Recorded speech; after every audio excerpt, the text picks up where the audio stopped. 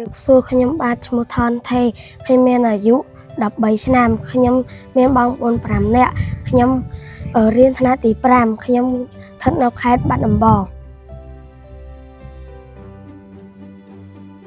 ខ្ញុំបានឮដំណឹងល្អតាមរយៈអង្គការប្រភពទឹកនៃសេចក្តីសង្ឃឹមតាមរយៈ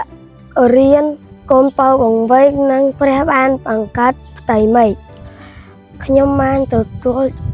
ជឿព្រះហើយបានធ្វើវិធីជាមួយទឹកនៅក្នុងឆ្នាំ2024ក្រោយមកខ្ញុំបានរៀនវគ្គបងធម៌ជាមួយអង្គការប្រភពទឹកនៃសេចក្តីសង្ឃឹមបន្ទាប់ពីខ្ញុំបញ្ចប់វគ្គសិក្ខាសាលាខ្ញុំនៅក្នុងភូមិខ្ញុំដឹងថាមានកុមារងាយរងគ្រោះ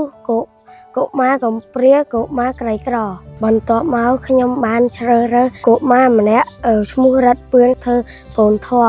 ព្រោះគាត់ជាកុមារងាយរងគ្រោះឪពុករ៉ាត់ពឿនបានឆ្លាក់ឲ្យម្ដាយទៅធ្វើការនៅសំណាក់ស្រុកនៅប្រទេសថៃជារៀងរាល់ថ្ងៃខ្ញុំបានបង្រៀនកូនធွာរបស់ខ្ញុំអំពីសុខភាពបឋមលើកទឹកចិត្តជួយតាមសមត្ថភាពដែលខ្ញុំមា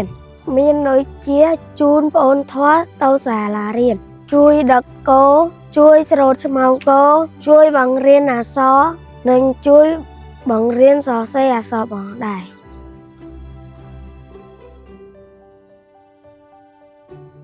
សូមអ្នកគ្រូលោកគ្រូអធិដ្ឋានឲ្យពួកខ្ញុំទាំងពីរនាក់នេះឲ្យមានប្រាជ្ញានិងអាចជួយកុមារនៅក្នុងភូមិខ្ញុំបន្ថែមទៀតជាចុងក្រោយខ្ញុំសូមអរគុណទៅដល់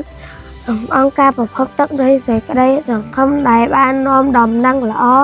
និងឲ្យខ្ញុំយល់អំពីគុណតម្លៃកុមារនៅក្នុងសហគមន៍របស់ខ្ញុំសូមអរគុណសូមព្រះប្រទានពរ